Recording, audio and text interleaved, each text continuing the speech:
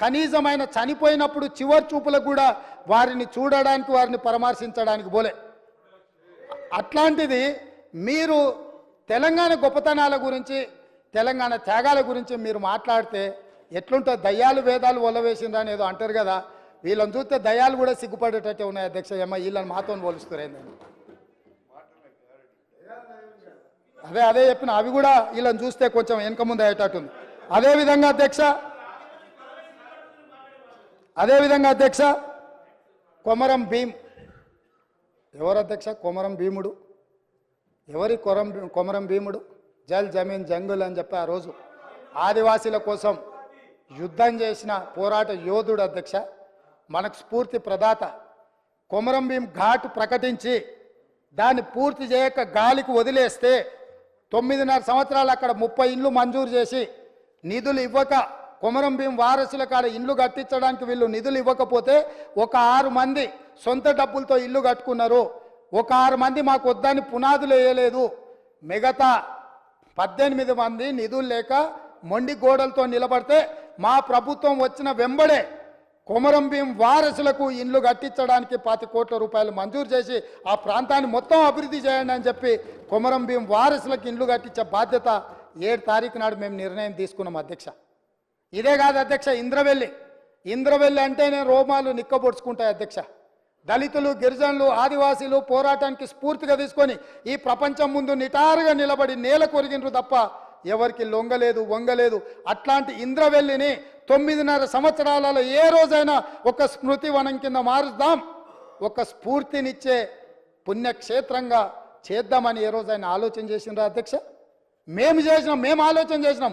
ఎకరం భూమి కేటాయించినాం, 1 కోటి రూపాయలతో స్మృతివనం చేసి పోరాట యోధులకు సముచితమైన స్థానం కల్పించడమే కాదు, ఆనాడు నేల కొరిగిన 1981 ఏప్రిల్ 20 తారీఖు నాడు నేల కొరిగిన కుటుంబాలను వెతికి ఎక్కడున్నారో వాళ్ళను చేరుకొని వాళ్ళకి ఇందిరమ్మ ఇల్లు కట్టుకోవడానికి ఇంటి స్థలంతో పాటు ఇల్లు కట్టుకోవడానికి 5 లక్షల రూపాయలు ఆ కుటుంబాలకు ఇచ్చి ఆదుకున్న చరిత్ర మాది.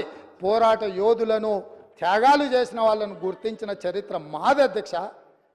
మా ప్రభుత్వమే, మా పార్టీ త్యాగాలకు నిలయం అధ్యక్ష. మా పార్టీ చేసిన త్యాగాలతో పోలిస్తే ఎవరు మా పార్టీలు కలెక్షన్ కావాలన్నప్పుడల్లా రాజీనామా డ్రామా, ఖర్చులకు ఏమన్నా నగదు కావాలంటే నగదు బదిలీ పథకం పెట్టాలంటే రాజీనామాలు చేయరా, ఎంబడే పట్టుకరండి, నగదు దేయండి. ఇది త్యాగానికి ఇక్కడ ఉన్నాడు వెంకటరెడ్డి. మంత్రి పదవి తెలంగాణ రాష్ట్రం వచ్చేవరకు తీసుకోని అన్నాడు, ఉమ్మడి రాష్ట్రంలో తీసుకోలే, మళ్ళీ తెలంగాణ వచ్చినాకనే మంత్రి పదవి చేపట్టిండు. మీలాగే కాదు, 3 నెలల తర్వాత మళ్ళెమ్మడి వచ్చి కుర్చీలో కూర్చున్న అలవాటు ఇక్కడ లేదు. కాబట్టి మీకు అసలు మాట్లాడే అర్హత ఎక్కడిది? మీకు మాట్లాడే అర్హత ఎక్కడిది? అందుకే అదే కాదు అధ్యక్ష, గూడ అంజన మీకు అందరికీ తెలుసు. దొర పీకుడేందురో అని మా గొప్ప కవి ప్రజలలో చైతన్యం తీసుకొచ్చినాడు. గ్రామాన దళితుల, గిరిజనులను చైతన్యం చేసినాడు. గూడ అంజన్న క్యాన్సర్ వచ్చి చచ్చిపోయే ముందలా చివరి రోజుల్లో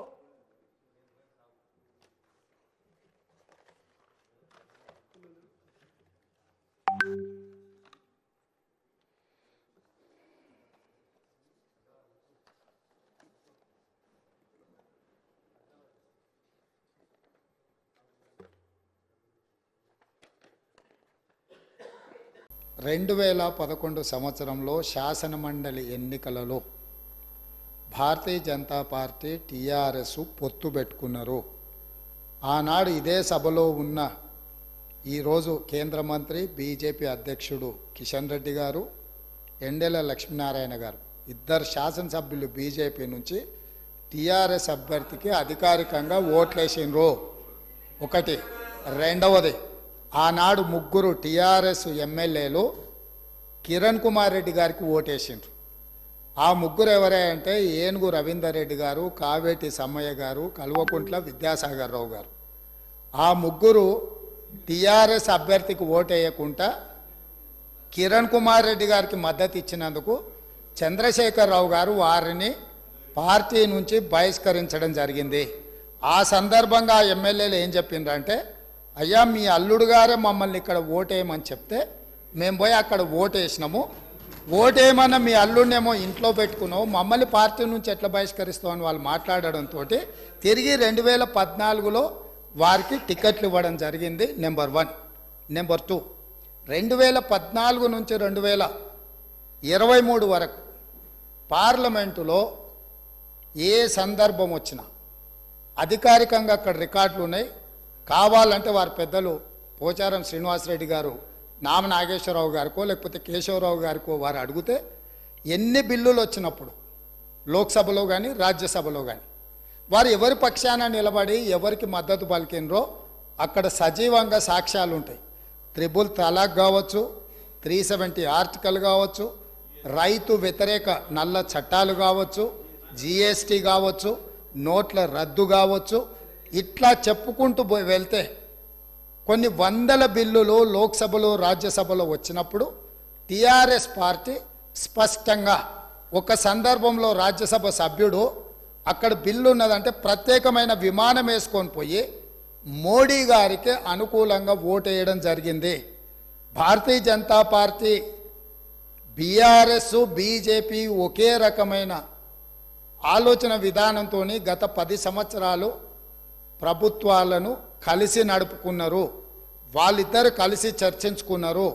ఇంతెందుకు వాళ్ళ పార్టీ అంతర్గత విషయం ముఖ్యమంత్రి గారిని మార్చాలని ఇక్కడ చాలామంది మాజీ మంత్రులు చంద్రశేఖరరావు గారిని దించేసేయాలి, తారక రామారావు గారిని ముఖ్యమంత్రిని చేయాలని చెప్పి ఆ మంత్రివర్గంలో ఉన్న వాళ్ళే చంద్రశేఖరరావు గారి మీద అవిశ్వాసం ప్రకటించి తారక రామారావు గారిని ముఖ్యమంత్రిని చేయండి అని వాళ్ళు మాట్లాడినరు.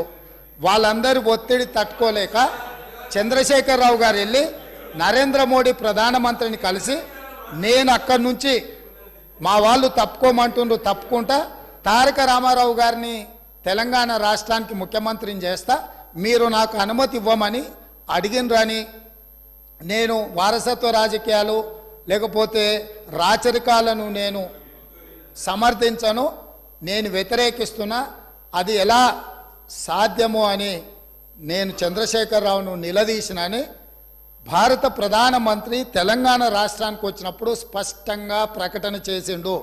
ఇప్పుడు పెద్దలు శ్రీనివాసరెడ్డి గారిని నేను అడుగుతున్నా, మీకు ఎలాంటి సంబంధాలు లేకపోతే, అనుబంధం లేకపోతే, ఆయన అనుమతితోనే మీరు నిర్ణయాలు తీసుకోకపోతే మీ పార్టీ అంతర్గత వ్యవహారం ముఖ్యమంత్రిని మార్చుకోవడం అనేది, అట్లాంటి విషయం కూడా మోడీ గారి అనుమతిని అడిగిందంటే మీ బంధం ఫెవికల్ బంధం.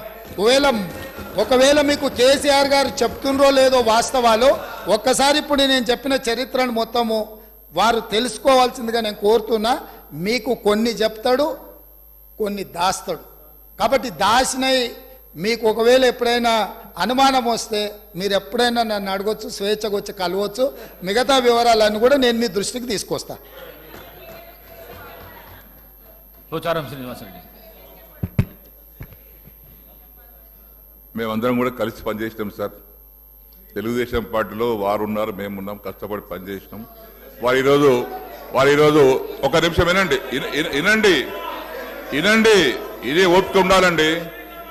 శాసనసభలో మాట్లాడే ఓపిక కాదు, ఇనే ఓపిక కూడా ఉండాలి. వారు చెప్పారు. ఒక్క నిమిషం బ్రదర్ వినండి. వారు అవకాశం ఇస్తే మాట్లాడండి, ప్లీజ్ కోఆపరేట్. వారు మాట్లాడడానికి ఒకవేళ బీజేపీతోనే మాకు పెవికాల సంబంధం ఉంటే 4 బీజేపీ శాసనసభలు ఓడించినటువంటి అభ్యర్థులు ఎవరు సార్? బీఆర్ఎస్ పార్టీ అభ్యర్థి ఓడించాం. 2011లో గౌరవ ముఖ్యమంత్రి గారు అన్నారు, 2011లో ఆ రోజు శాసన మండలికి ఎన్నిక జరిగితే ముగ్గురు టిఆర్ఎస్ శాసనసభ్యులు కాంగ్రెస్ ఓటేసినటువంటి మాట వాస్తవం. సస్పెండ్ చేసిండ్రు.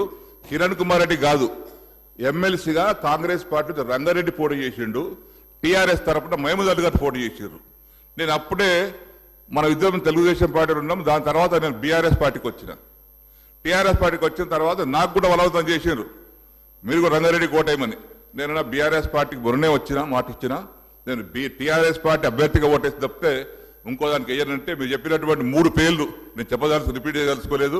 ఆ 3 పేర్లు లాలూచి పడి బీఆర్ఎస్ పార్టీకి అభ్యర్థికి వ్యతిరేకంగా రంగారెడ్డి కోటేసి రంగారెడ్డి గెలిపించుకున్నారు. కాంగ్రెస్ పార్టీ. రెండవది తమరు అన్నారు సంబంధం బీజేపీ, ముఖ్యమంత్రి కావాలి, ముఖ్యమంత్రి మార్చాలంటే వారికి అవసరం సార్ అడగదాల్సింది మేమే ఉండుంటాం కదా. నువ్వు 100 మంది అనుకుంటే మేము ముఖ్యమంత్రి ఎవరు చేయాలో చేసుకుంటాం, కానీ ఇంకెవరు అనుమతి మాకు అవసరం లేదు సార్. అది తమరి రిపోర్ట్ తెలియదు, కానీ మీరు అన్నట్టుగా మాకెవరు అనుమతి అక్కర్లేదు సార్. మా శాసనసభ్యులే ఉన్నారు. మా నాయకుని మార్చుకోవాల్సిన అవసరం రాదు కూడా. ఒకవేళ అటువంటి పరిస్థితి మాకు ఎవరిని అడగాల సార్? మేమే 100 మంది ఉన్నాం కదా ఇక్కడ పోయిన ప్రభుత్వంలో. దయచేసి బీజేపీతో మాకు ఎలాంటి సంబంధం లేదు. మాకున్నది ఫ్రెండ్లీ పార్టీ ఎంఐఎం పార్టీ. దయచేసి దాని పట్ల మరొకసారి తమరికి నేను విజ్ఞప్తి చేస్తా ఉన్నాను.